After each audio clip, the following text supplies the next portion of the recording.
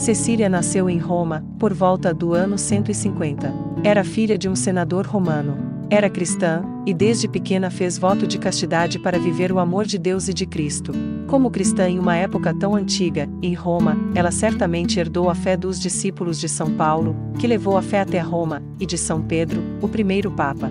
Cecília herdou a fé desses santos homens e de tantos outros que foram martirizados exatamente em Roma. O cristianismo que Cecília recebeu em sua formação era o cristianismo dos mártires, dos heróis da fé. Cecília foi cristã numa igreja perseguida, que ainda era minoritária, porém, cheia de profunda fé, esperança e coragem.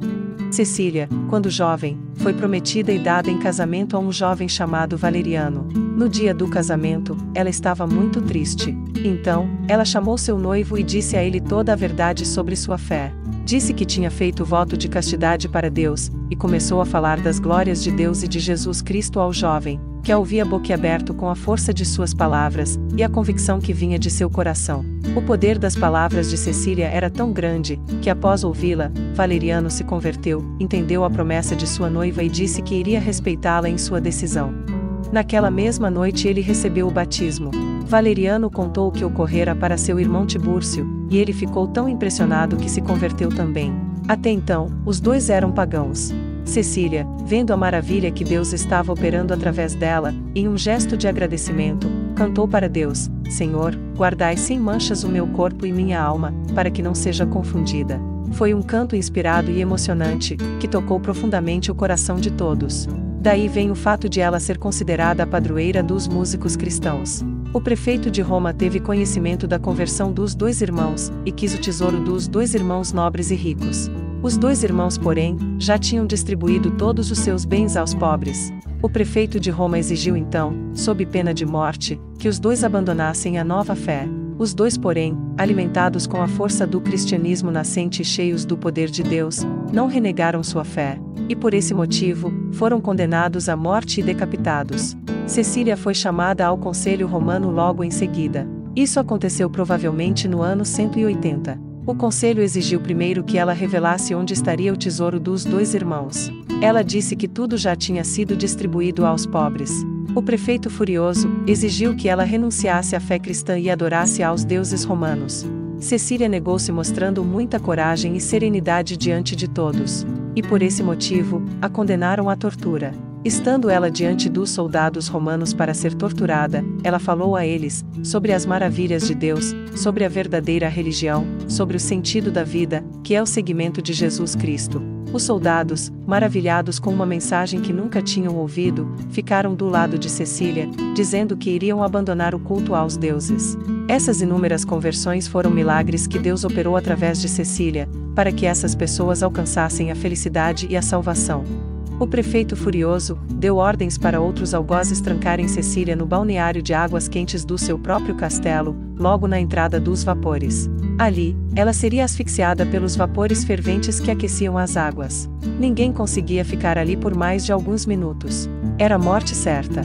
Porém, para surpresa de todos, milagrosamente ela foi protegida e nada lhe aconteceu. Todos ficavam impressionados com a fé daquela jovem frágil, que enfrentava a morte sem receio por causa da grande fé que tinha em seu coração. Mas o prefeito, irredutível, mandou que ela fosse morta com 3 golpes de machado em seu pescoço. O algoz obedeceu, mas não conseguiu arrancar sua cabeça, coisa que ele estava acostumado a fazer com apenas uma machadada. Cecília permaneceu viva ainda por 3 dias, conversando e dando conselhos a todos que corriam para vê-la e rezar por ela. Por fim, pressentindo sua morte iminente, Cecília pediu para o Papa entregar todos os seus bens aos pobres e transformar sua casa numa igreja. Antes de sua morte, em seus últimos momentos neste mundo, sentindo que sua missão estava cumprida mesmo ela sendo ainda tão jovem, Cecília conseguiu cantar louvando a Deus, cantando as maravilhas de Deus. Por isso, ela é a padroeira dos músicos e da música sacra. Depois disso, a fisicamente frágil e interiormente forte jovem romana, que desafiou os poderes deste mundo, entregou seu espírito ao Pai Celestial. Após sua morte ela foi sepultada pelos cristãos na catacumba de São Calixto, e desde então passou a ser venerada como mártir.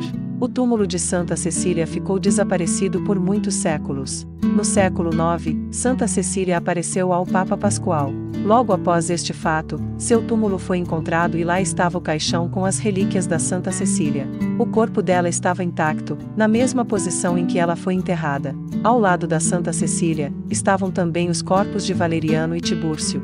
No ano de 1599, o cardeal Sfondrati mandou abrir o túmulo de Santa Cecília, e seu corpo foi encontrado na mesma posição que estava quando o Papa Pascoal a encontrou.